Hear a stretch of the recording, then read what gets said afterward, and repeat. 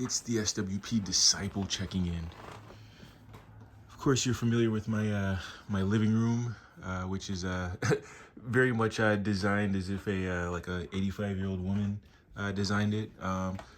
But this was actually mine and my cousin's idea, like 12 years ago when we were roommates. Of course, he's moved out, and I'm just down here by my lonely. And as you can see, my TV's turned this way because I used to work out here in my dining room, which I will not show you because my dryer is down. I'm waiting for LG to mail the new parts, so I'm using my dining room as like a drying rack. Of course, you see my old TV there, and you saw the episode where my first TV right before it, from like 1989, I finally sent it to the the living room in the sky. But anyway, I just got my books back from my presser, who appropriately gouged the price, mainly because of the last book, you'll see. But all right, so we'll get right to it. I don't want this to be too long because I'm on my lunch break. You'll notice I laid a towel out because there's something fairly precious at the bottom of it, and a really nice discovery, which I mentioned in the last video. So Darkwing Duck, this is the original one from, I think, like 1991, which has become quite the book lately. I thought it would look nicer. I think it's going to be like a 9.2, maybe a 9.4 if I'm lucky. But even raw as it is, this is like I don't know, probably like a $60 book. I was hoping to try to get into like the 9.8 range, at which point, the price is quite a bit higher, probably more like $400 or so. But I think if I get like a 9.2, 9.4, I don't know, $150, something like that. But this is really for the PC. I don't have two of them. So anyway. Then this is the classic John Byrne cover with the negative space Peter Parker Spectacular Spider-Man 101 from, I think it's 1984. Yeah, 84. And negative space, of course, even if you've never heard the term, you can kind of imagine what it is. Basically, it's like using the background as part of the foreground, and you only, color in the spaces that have color to them. And, thus the two come together to kind of form like almost like a 3D effect, but you can see the lights out in the skyscraper behind very much form part of the image of the foreground. Let me get I have like a light here, a light source on the left, so I got to kind of go ajar a little bit just so it doesn't have that shine. My favorite Transformers cover. So this is a lesson in sometimes a loss isn't a loss, and sometimes it sets something else up.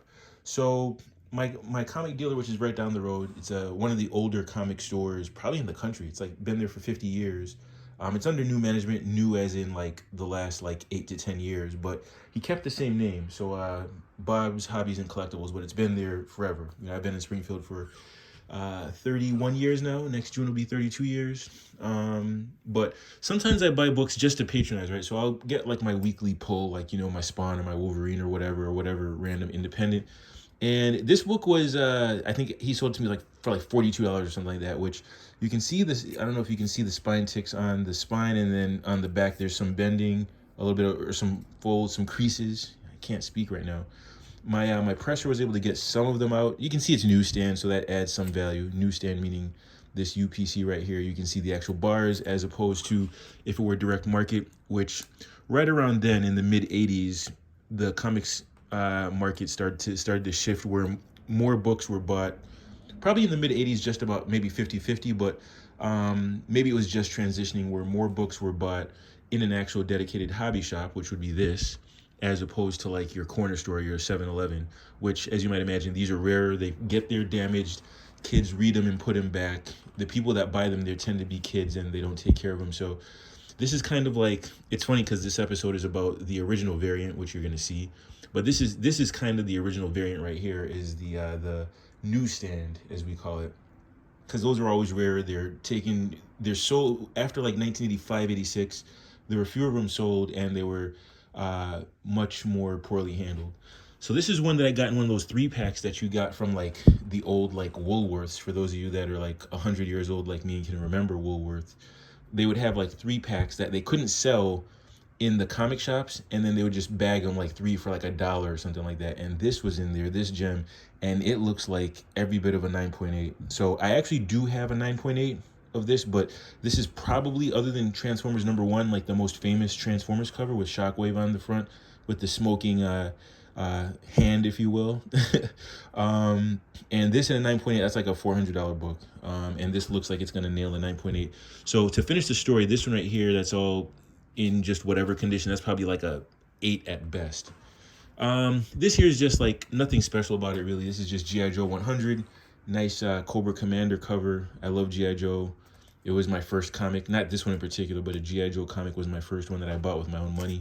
It's actually in really nice shape. I don't know if I'm gonna bother getting it graded, but it looks like it's at least a 9.4. It's not a 9.8, but it's at least a 9.4. Maybe if you're lucky and the grader, you know, is having an off day or is fatigued or whatever, they might give you a 9.6. But I mean, you know, a 9.4. $100 maybe. It's probably not worth getting graded. Just, you know, grading. The reason why I get them pressed individually is because it saves me time, like getting them pressed on my own, having my own guy. But then also the cost and the time.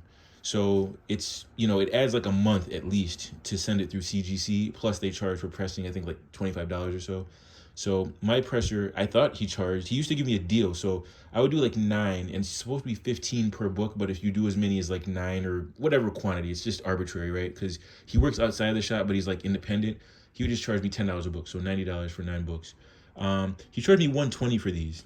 Totally made up price. I didn't challenge him because I'm making a ton of money on the last book, and you'll see it, which I'm quite nervous to handle. So this, you recognize this, X-Men 221, first appearance of Mr. Sinister. I already have this in a 9.2, but I got this at an antique shop, and it looks like probably another 9.2.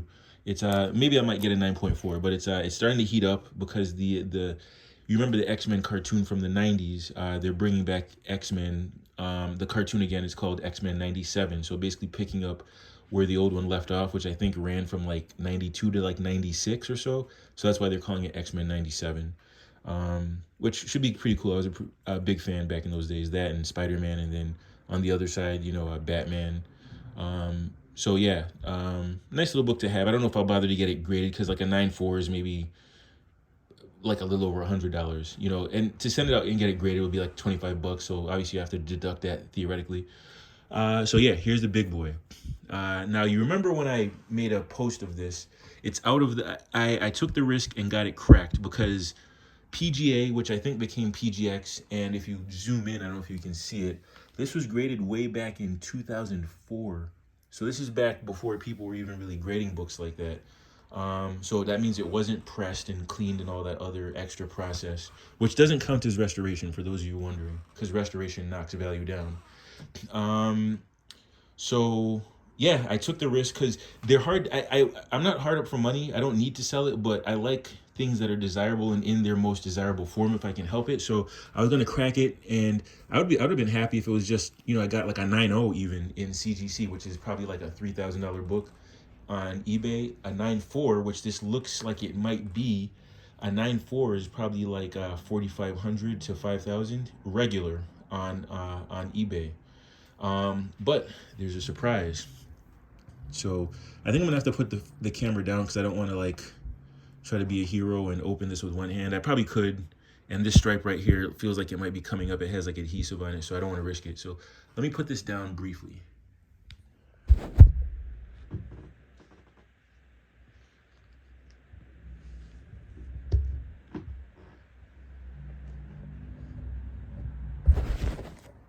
All right, there we go.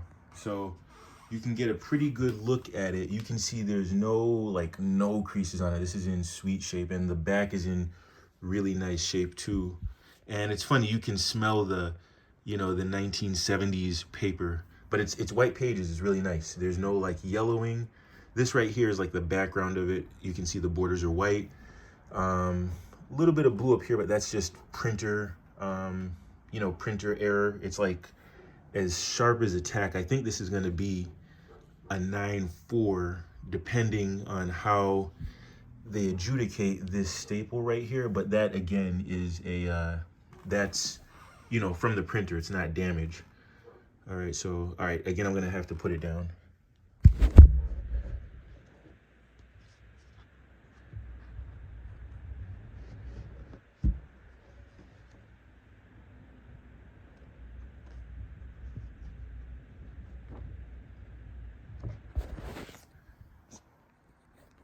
bam, has a Mark Jewelers insert in there. So you're probably wondering, like, what's so important about Mark Jewelers? So basically, back in the 70s and I think up until like the mid 80s, Mark Jewelers, maybe even towards the late 80s, Mark Jewelers, which was like a big, mail order jewelry business, they put these inserts in, and they weren't in every book, as you might imagine. They only went to army bases. So this makes it, the joke is you might see a T-shirt somewhere, maybe from like Hot Topic or Spencer's or one of those types of places, and it'll say Mark Jewelers, the first variant, the first comic variant. Because like comics now, they'll have like cover A, B, C, D, E, F, almost a Z, with all the different covers. So they kind of compel you to buy all of them because you never know which one's going to be the collectible one or the rarer one. And then they'll have like secret variants where each dealer will get maybe like 2 copies or 1 copy or 1 per 100 order. Basically incentives to drum up sales for a book. So this was for army bases. This is like how anyone who has a friend who's in the military, they get their signing bonus or their bonus check. Obviously, they don't have much to spend their money on aside from like sending it home or whatever. So notoriously, or I don't know if that notoriously is the right word, famously or commonly held, commonly known, a lot of people in the military, they tend to have a decent amount of savings while they're in the military anyway. And then this is like a nice captive audience to pillage, right? Sell them some jewelry, right? So a lot of my friends, they would buy a car, like a Dodge Charger, right? That's the stereotype. They're gonna get a Challenger or a Charger. Well, this was like the Challenger of its day. You want the girls, you got to have the gold, right? So they'll try to like sell them $200 rings or whatever, which I'm not sure what that is if you adjust for inflation, but you can see it right there. You can see like Vietnam Army rings, like you can see Marines rings, like they're very much militarily themed for obvious reasons. So these comics were only sold on military bases, so they're inherently rare. And as you might imagine, people tore them out because they ordered from them, or they maybe didn't want to bring the whole comic with them, but they tore out the ordering card to maybe if they're going somewhere else or whatever, so they could order while they're away, think about it, and then order it later or whatever. Much like in the 30s, 40s, 50s, they would have like pinups in the middle of comics, which is why a lot of them are so valuable, and kids would tear them out and hang them up on their wall, whatever. So basically anything that's gonna make a comic incomplete is actually a good thing in terms of collectability later on. So cutting to the chase, that immediately like 2x's the value. So that makes, depending on when I send this out to get graded, depending on what it comes back as, I don't anticipate this being anything lower than a 9.0. So like a 9.0 with the Mark Jewelers insert, that's going to be like $6,000. A 9.4 will probably be approaching anywhere from like $8,000 to $10,000.